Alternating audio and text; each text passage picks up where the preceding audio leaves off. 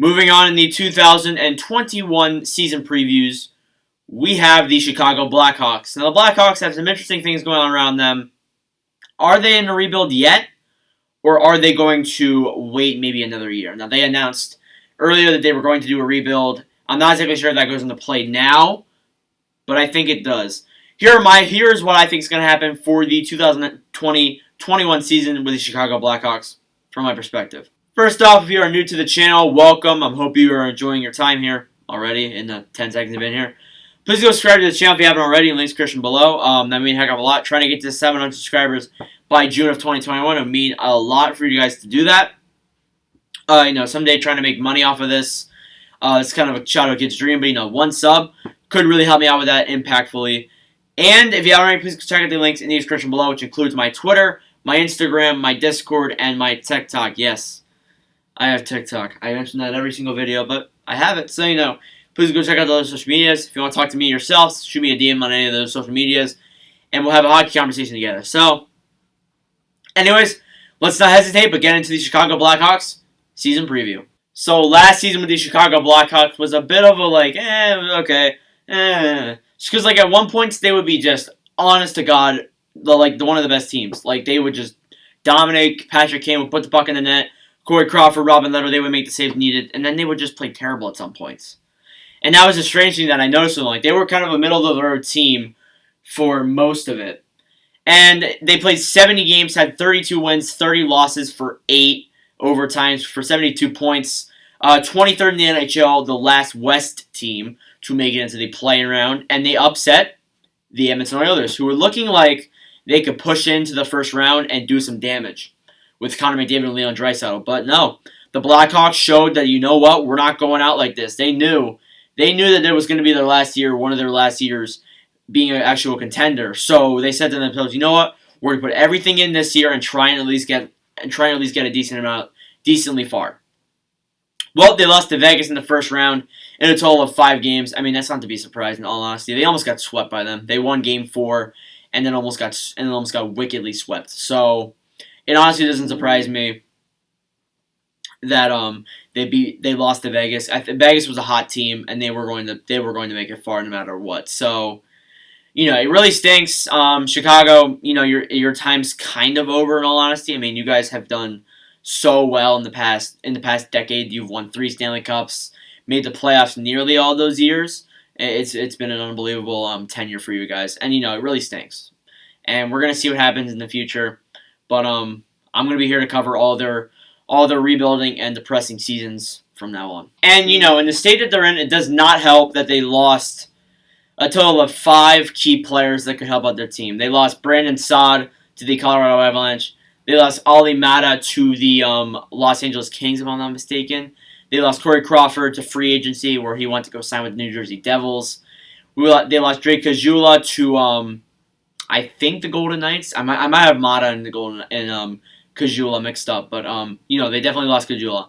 And they lost Steve Kokowiak to, I'm pretty sure, free agency as well. Those are very key players. Brandon Saad's been with this team for so long. What a veteran. Ali Mata's a solid third-line guy. Corey Crawford, been their goaltender for so long. It really stinks seeing all these guys go. And they said this, too. They said that, some of the players, we're really going to work on our young future, which means Kane, Taze, Duncan Keith, they're all in play here. So it's going to hurt over the next couple of years for the Blackhawks, and this is really just the start of it. So, honestly, it really stinks, but get used to it. Colorado fans, you're going to get, Chicago fans, that's next preview. Chicago fans, it's not going to be very fun for you. With that, though, they did get 3 pretty good arrivals. They acquired Nikita Zadorov in the Brandon Saad trade with the Colorado Avalanche. Zadorov is a very heavy hitter. He will enjoy his time in Chicago.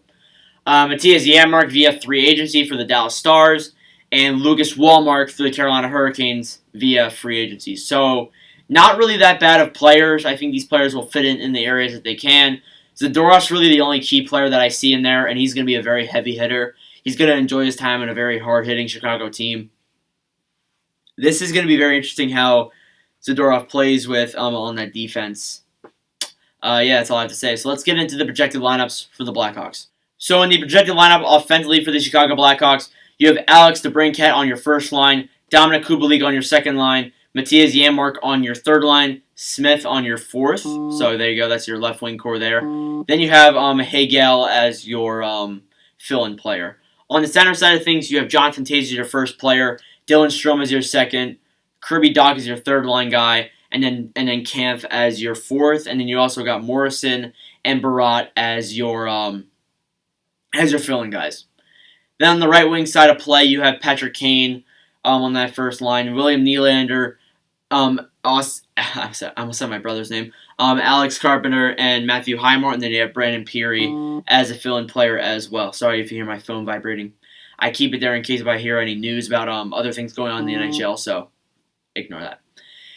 Yeah, this offense still doesn't look too bad, but I could see some players maybe potentially on their way out. DeBrincat, Kubalik. DeBrincat and Kubalik are two very good young players, and they will lead this team. Which, by the way, while we're on that topic, Dominic Kubalik needs a bounce-back season. I think that goes without saying. He went from like 41 goals to like 18. So that was not a stretch he wanted to do. So I think he will need a bounce-back season goal-wise heading in here. Kubalik, very good young rookie. Matthias Janmark, acquired from free agency. You have Smith and Hagel as well. And then Jonathan Toews, I don't know. Some people want him out of Arizona. Some people want him out of Chicago. Some people want him to stay. It's really just a mixed thing when you're a Chicago Blackhawks fan. That's really your opinion. Dylan Strome, your second line guy, he needs a bounce back season, or else they're gonna be like, you know what, it's time to go for you. Kirby Dach, their 2019 draft pick, another very good and young player. And then you have Dylan Kampf, who is your fourth line guy, and then Morrison and Barat. On the right wing side of things, Patrick Kane, who is in trade rumors, but I wouldn't see him leaving.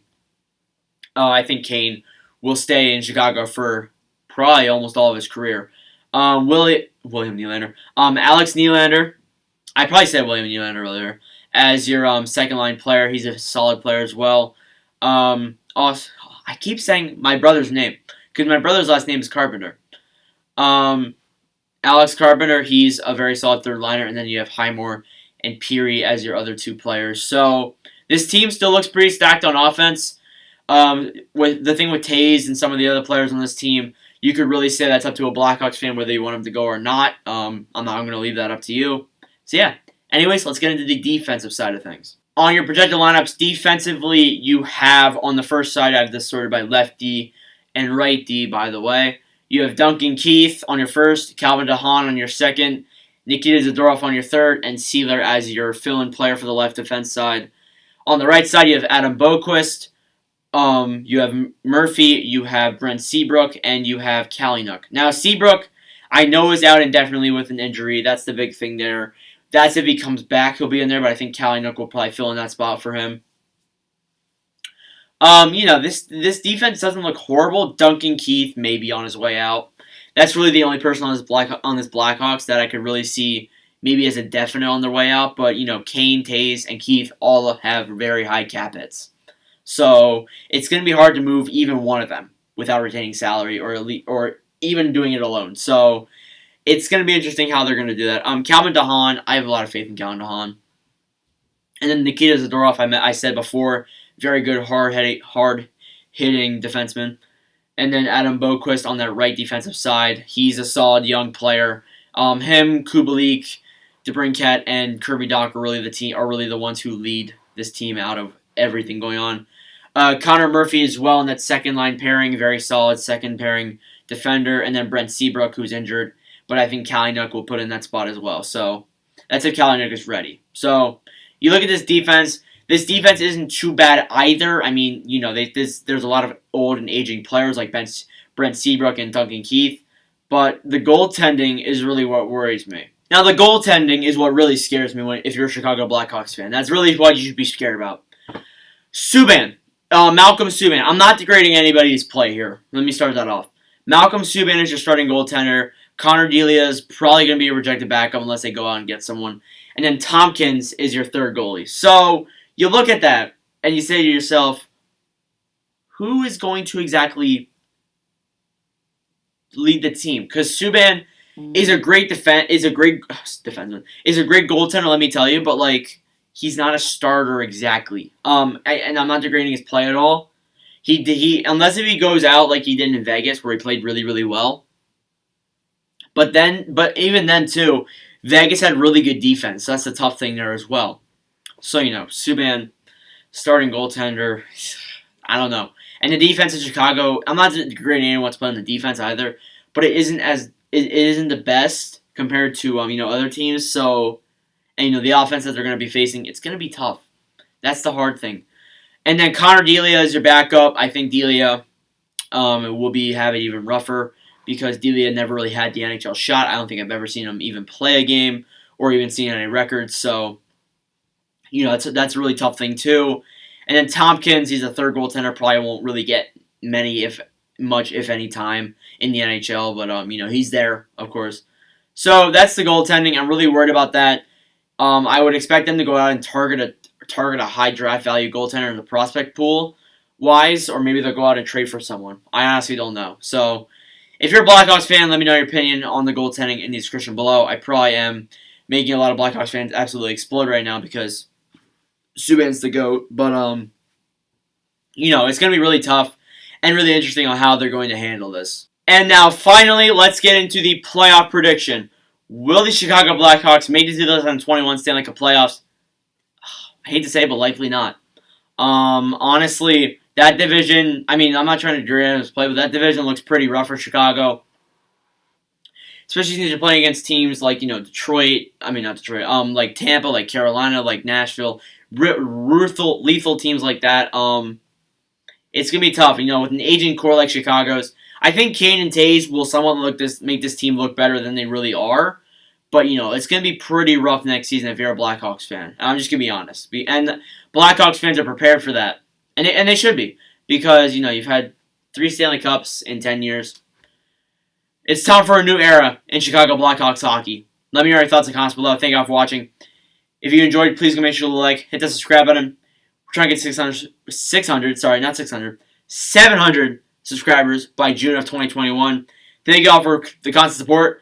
And I'll see you guys in the next video, which is the Colorado Avalanche season preview.